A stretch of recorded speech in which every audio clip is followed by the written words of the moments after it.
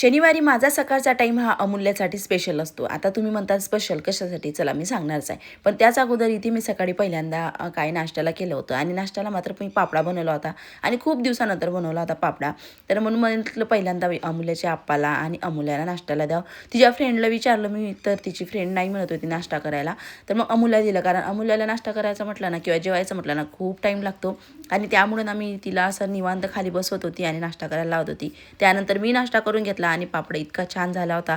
खूप दिवसानंतर जर आपण असा काही पदार्थ खाल्ला ना तर टेस्टीच लागतो. त्यानंतर मी कुकर लावून घेतला म्हणजे वरण भाताचा आणि अमूल्याला मात्र रेडी करायला घेतलं. मग अमूल्याला म्हटलं मी तुला वेणी घालून देऊ का? तर ती म्हणाली नाही मला 2 चुट्या हव्या, कारण ती पहिल्यांदा 2 चुट्या मागत होती मला घालून, कारण तिने कधीच आजपर्यंत चुटी घालून मागितली नाही. फर्स्ट टाईम ती घालणार होती आणि कशी दिसते ती तर बघू शकता तुम्ही चुटीमध्ये, कारण नाहीतर तिचे केस ना पूर्ण असे डोळ्यावरती यायचे. आता केस कट करायला आले आहे तिचे. त्यानंतर इथे टिफिन सगळा रेडी केला होता मी. तिला टिफिनमध्ये वरण दिलं होतं आणि त्याचबरोबर पराठासुद्धा दिला होता. आता ही खाते की नाही खाते माहीत नाही, कारण आता घरी तर नाश्ता झालेला होता तिचा, पण टिफिनसुद्धा फिनिश करणं खूप गरजेचं होतं. त्यानंतर अमूल्याला जायचं होतं स्कूलमध्ये, कारण स्कूल ही फक्त दुपारची असते शनिवारी आणि शनिवारचा टाईम हा अमूल्यातच जातो माझा सकाळचा. आणि त्यानंतर इथे मी छोट्या बाळासोबत छान खेळली होती अमूल्या स्कूलमध्ये गेल्यानंतर. आजचा माझा असा ब्लॉग होता. बाय.